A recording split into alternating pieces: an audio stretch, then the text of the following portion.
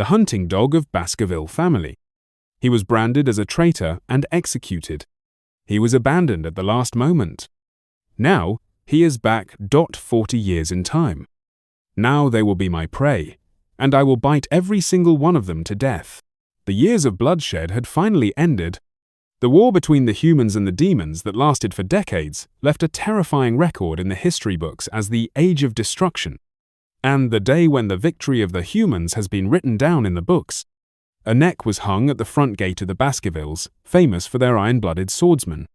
Vikir van Baskerville, the illegitimate son of Hugo le Baskerville, the head of the Baskerville family. The shadow that has been covered with countless blood on the back of the family. It was the hound of the Baskervilles. Vikir struggled. He had always struggled. A bastard, son of a concubine. So Van middle name.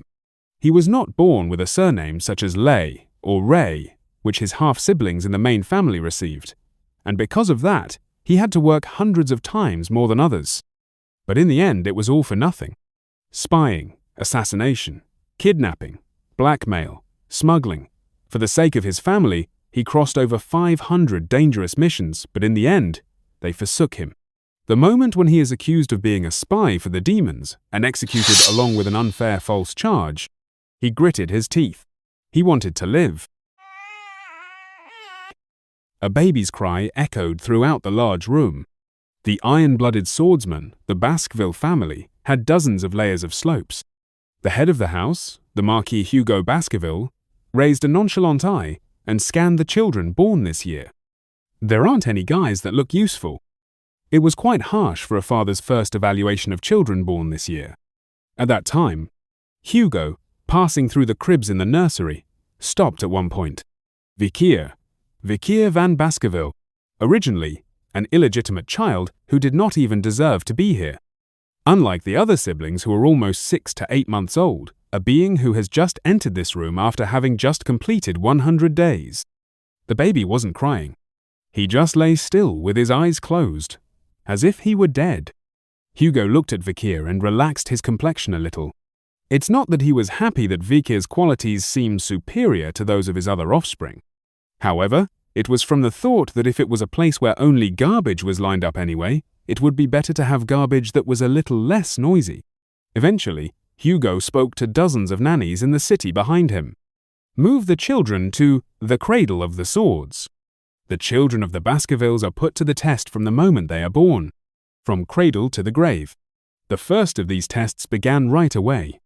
What is the cradle of swords? It is a unique rite of passage for the Baskervilles. Countless knives are planted like a maze on a round hill, and a baby is dropped in the middle. The baby is trapped in the maze created by the blade and wandered through it. Even if it moves, he gets cut by the blades all over his body. In this environment, babies have to crawl on the floor and through a labyrinth of needles. It is only when you immerse yourself in the river Styx, outside of the labyrinth, that you become a Baskerville in its true sense. The Styx water is only effective for children under 1 year of age. If you soak your body in this river, your whole body becomes as hard as steel. Of course, the power of this river is not infinite. If one baby sucks up most of her power, the other sucks in relatively less, since the power remaining is lesser. It's like her mother's lifeline.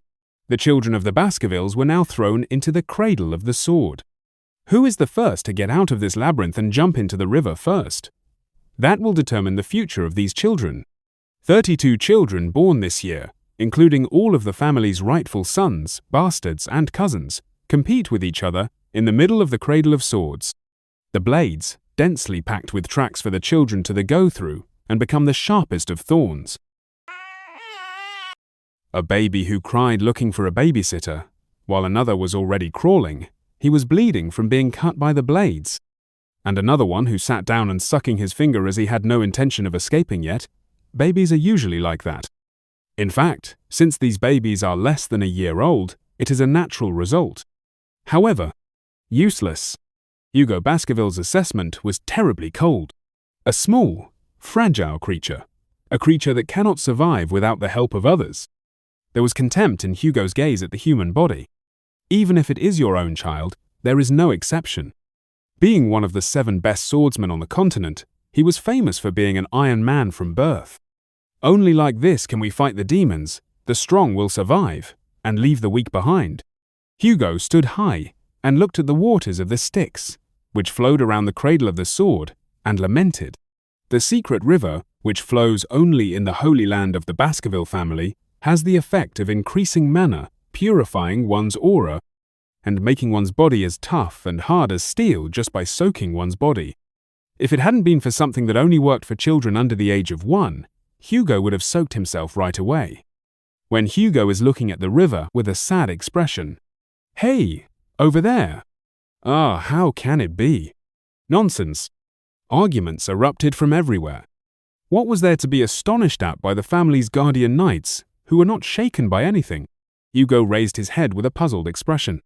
And that moment, his eyes, which had been filled with bitter boredom, contempt, impatience, and disappointment, lit up. The cradle of the sword. For through this thick forest of blades a child was heading straight for the river Styx. The child's body is already covered in blood. Surprisingly, the child was going straight through the cradle of needles, which were spiraled like a snail's shell. Instead of going round and round on a relatively safe road, he directly squeezes into the small gap between the blades. There was a knife mark on his white, soft cheek. His soft waist and forearms were cut and torn all over. His knees were all bruised, and the soft palms were already bloody. A child crawling forward, making a bloody path by squeezing between the countless needles. Everyone in the family was overwhelmed by the spirit of this child, who was less than 100 days old. It was the same with Hugo le Baskerville, the head of Baskerville, the iron-blooded swordsman. Before long, the child was completely out of the maze. His siblings were still trapped in the center of the cradle of the sword and could not get out. With a plop, soon the child came out of the cradle. He threw himself into the river Styx. The river water started turning red. Hugo moved forward in an unusual way, clutching the railing with both hands. Seeing the cracks in the marble railing, the attendants widened their eyes. It was because it was the first time I had seen him, who usually showed an emotionless attitude in everything, be so agitated. What happened to him? Hugo raised his voice. The child who fell into the river Styx still did not come up. Before long, several of the family's guardian knights approached the river Styx and peered into it. And the knights were frightened at once. "Sir, he is drinking the river water." It was an answer that would make Hugo's mouth turn into a grin.